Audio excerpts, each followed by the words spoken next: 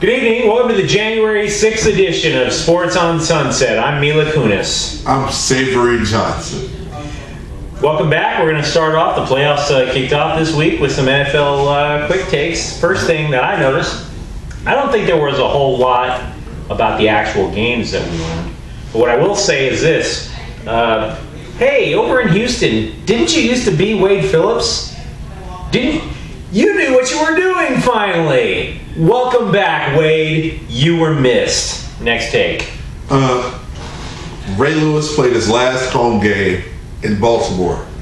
A man tore his tricep in week 6. Hasn't played since. For a man that tore his tricep in week 6, you sure we're doing a whole lot of swinging of that damn arm in your pregame fucking celebration thing. Maybe you should not do that anymore. That will help that tricep. Next thing. Well, what I can tell you is, aside from the games themselves, a lot of coaches got ran. And people are talking about new coaches that they're interested in. Chicago has expressed interest in the Montreal coach from the CFL, Mark Trestman. Yeah. Montreal. Perfect fit. Oh, Alouette, gentil Alouette, Alouette, gentil pleurer. Yeah, just thought you should know. I knew already. Okay. That brings me to my point. Are y'all insane, Chicago? Are y'all are you kidding me? You fire Lovie Smith and then get somebody that couldn't even carry his boots as shitty of a coach as Lovie Smith? Okay, yeah. Halfway there in terms of off-season moves is Kansas City. I actually think Andy Reid, considering the speed that the Kansas City Chiefs had, Andy Reid could throw the spread in, maybe obviously with a different quarterback, and should get better results than Romeo Crennel. But the reason it's halfway there is Scott Pioli is still your general manager. What are you thinking? This guy, Pioli, was brought in with the idea of making the Chiefs the New England Patriots of the West. So he raided the roster of the Cleveland Browns. And a GM gets 2 coaching hires. It's not a rule, hard and fast, but it's pretty much understood. He had his 2 coaching hires. Todd Haley and Romeo Crennel. Yeah. Why does this guy with a horrible record in terms of bringing in players from outside the organization get a third bite of the apple with Andy Reid? Next take. I don't know if anybody's ever made this comparison in the league this year, but I believe it to be apt. Russell Wilson. Don't compare him to anybody in the history of the game unless it's Doug Flutie. Russell Wilson is the new Doug Flutie. A short quarterback, strong arm, can run. That's what Doug Flutie used to do before, he settled down. It's not a bad comparison in terms of ability, but I would wonder about it in terms of actual results. I mean, the whole thing about quote-unquote Flutie magic and that kind of crap that people used to say. Yeah. I mean, you could be selling Russell Wilson short in that regard. Could be, but if he doesn't win anything either, then he's still just like Doug Flutie. I don't know how many playoff games Doug Flutie won, though. That would be something to look up. You won a couple? Do you have another one in you or no? Okay, final take. I was listening and watching the Indianapolis Colts lose today. And I'm not saying that to be mean to Indianapolis. What I will say is this. They were curious. They just couldn't understand how Indianapolis could succeed with 2 tight ends. And what people seem to not understand is that with different quarterbacks, you should try different styles. Having Manning under center all year, you could run the spread. Manning had all the receivers out there. He was directing everybody all over the place. You have a rookie quarterback in there who probably knows the playbook pretty well, considering how well the Colts did this year. But the reason that you have 2 tight ends is that team was following the New England Patriots model. The Patriots a couple of years ago started running a lot of 2 tight end sets. It does a lot of things for you.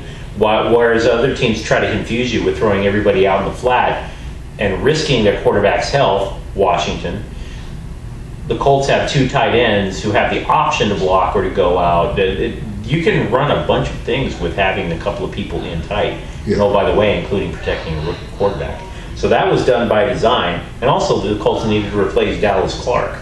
So they were simply following the New England model of offense over the last couple of years. Mm-hmm. So let's move on to our main topic of the week. In April, NCAA President Mark Emmert will debut an outline to pay certain athletes, depending on need, a stipend. It's long past due, but in all honesty, I think we would both agree it should probably go further than need-based. Yeah. But it's a first step.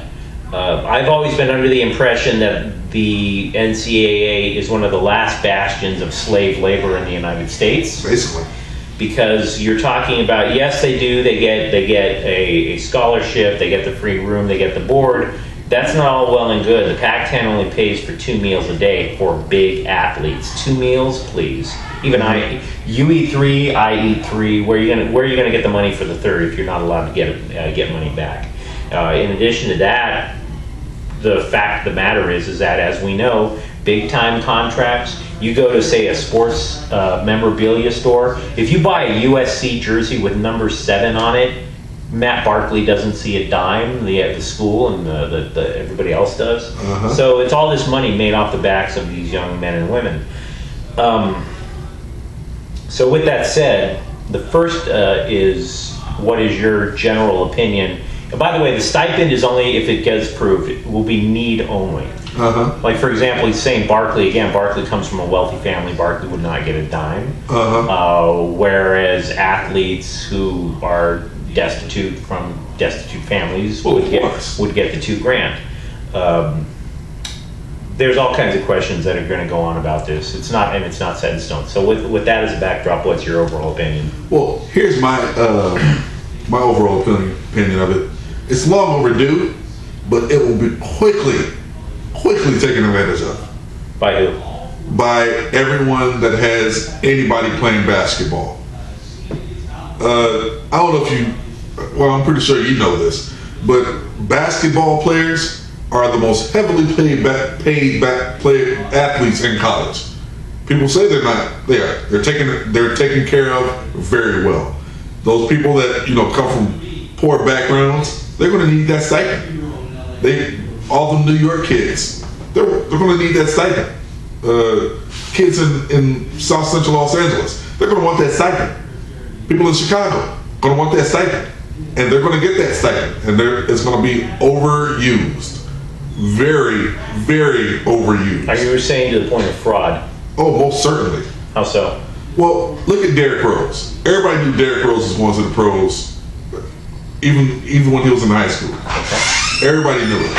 And then he goes to college. He's successful. Everybody knows he's one and done. He goes. So let's say that people assumed, I don't know if it was proven or not, that somebody else took his SATs for him. So not only did they take his SATs, but then he would have been given a stipend because he came from a poor background. Uh-huh. Right? So he gets money, he gets his SATs taken for him, somebody takes his classes for him. All he's there to do is play basketball and make Calipari rich. That's all he's doing. I don't see how that comes to the level of fraud. Well, it's fraud because he wouldn't have needed the money. He was already taken care of. A lot of these athletes are already taken care of. The superstars, they're not going to give this stipend to the 12th man. It's going to be to the star. What if the 12th man happens to be able to validate? You see, because there's other ways that they're going to talk about helping these athletes out. For example, it could be part of FAFSA. Uh-huh. It could be part of other student aid programs that are out there. Uh-huh. They don't know necessarily how it's all going to work yet, which is why it will be presented in April. So there's nothing that precludes a non-popular athlete from getting that stipend. Right. The 12th girl or 12th lady on the female basketball team who would never get off the bench has every right to claim that $2,000 as the starting center for the Duke Blue Devils. Let's look at it this way: if you're going to give the stipend to somebody, right, mm-hmm. and I'm assuming that they're going to limit them per team. It's not going to be available to the entire It team. will be available to anybody who can prove need. Right. But you have the 12th man, let's say he walks on. He earns the stipend. Then you have the star of the team, who he's saying, I'm emancipated, which is pretty much what's probably going to end up happening. Somebody's going to say, I'm emancipated. I'm a grown man. My parents don't take care of me. I'm not under their background, their money. That's their money. That's not my money. I need money of my own. I need a stipend. Because look at the case of Richard Jefferson. Okay, Richard Jefferson, when he was in college, him and Luke Walton were friends. They went to a basketball game, and Luke Walton's father, Bill Walton, paid for it. Richard Jefferson was suspended by the NCAA because of improper benefits. Even though him and a friend went to some concert or basketball game on the dime of the friend's father, simply because the father was an NBA Hall of Famer great. Mm-hmm. That's the way they're looking at it. You're going to see fraud like that, and NCAA is, like you said, the last bastion of slavery, and they're going to find a way to make sure everybody's screwed over. There's Title IX considerations for this, and there's also some sports where the athletes, like you had said, would come from a position where the athletes, for whatever socioeconomic reason, would come from more of a need than others. Yeah. What is the neediest sport? Sport? Is it Is it as simple as saying basketball players are going to be the neediest, or what is the neediest? Will more than likely be football, because not everybody is on scholarship in football, and there's a lot of football players. What about the case of the haves versus the have-nots? Because that's going to be one of the working problems that's going to happen. For example, the SEC from 2011 to 2012 gained $1.23 billion among its athletic programs through a variety of things. That's the high end. Now you look at the mid-majors and the smaller Division I conferences, where they are claiming that, hey, we're just barely scraping by. There could be a case of haves and have-nots. If your Division I prospect is, the $2,000. I'm not sure if I buy this argument, but the idea being the $2,000 being additional selling. Will it be per semester? That's the other thing. Is it going to be $2,000 per semester, or just for the year $2,000? Because $2,000 is not lasting anybody anytime in college. Here's something it just hit me in my little brain here. You guys are discouraging, or you're filming. Yeah. How much longer?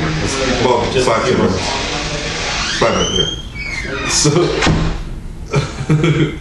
but the least neediest sport will probably be baseball.